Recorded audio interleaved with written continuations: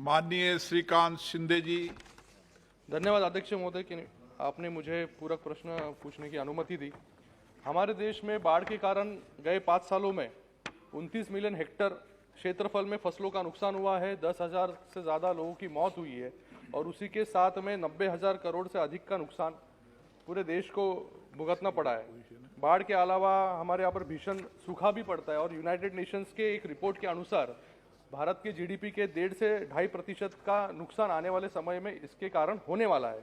मंत्री जी ने अपने जवाब में इंटरलिंकिंग ऑफ रिवर्स का पूरा ब्यौरा दिया है और उसके अंतर्गत 2014 में एक कमेटी भी स्थापन हुई है जो इंटरलिंकिंग ऑफ रिवर्स पर काम करेगी। मेरा मंत्री जी से ये प्रश्न है कि इंटरलिंकिंग का उद्देश्य बाढ़ प्रबंध है और हमारे देश में और महाराष्ट्र में भीषण बाढ़ से हर वर्ष बहुत नुकसान होता है। मुझे लगता है इसके लिए कोऑर्डिनेटेड एफर्ट की आवश्यकता है, जैसे permanent institutional structure in the form of national integrated flood management group, जैसे जीएसटी काउंसिल है टैक्स और रेवेन्यू के लिए, उसी तरह इस ग्रुप का फॉर्मेशन हो और इसका अध्यक्ष जो है जल मंत्रालय करे, मंत्री जी करे और उसके जो सदस्य हो, जो हर सदस्य राज्य में जिस राज्य में बाढ़ आती है उस राज्य के मंत्री इसके सदस्य हो, जिससे एक कोऑर्डिनेटेड एफर्ट के जो प्लानिंग हो सके और फ्लड कंट्रोल पे हम काम कर सकते हैं। मुझे लगता है ये कोऑपरेटिव फेडरलिज्म का एक अच्छा उदाहरण होगा। तो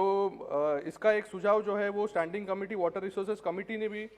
मंत्रालय को दिया है। तो मैं जानना चाहूँगा कि इस पर कुछ मंत्रालय काम कर रहा है कि, और उसी के साथ में अध्यक्ष महोदय मंत्री जी ने कहा कि महाराष्ट्र ने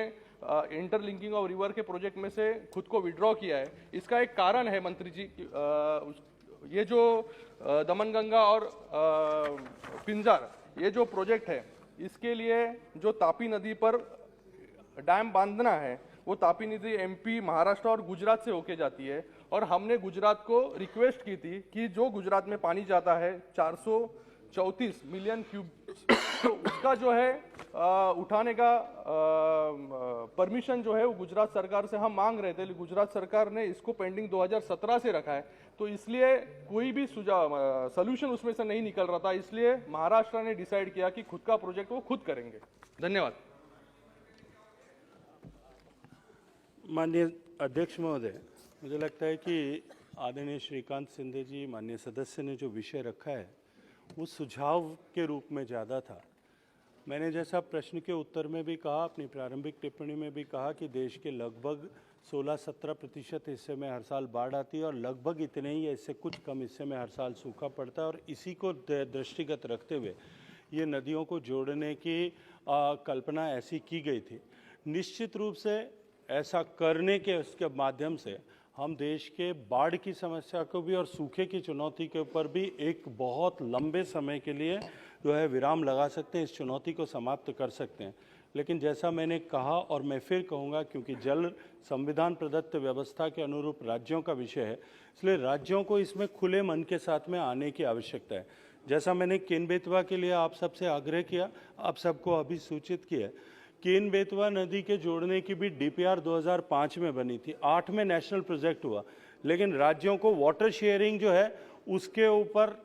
अपना एमओयू करने में 13 साल उसके बाद में लगे। माननीय प्रधानमंत्री जी के हस्तक्षेप के बाद में ये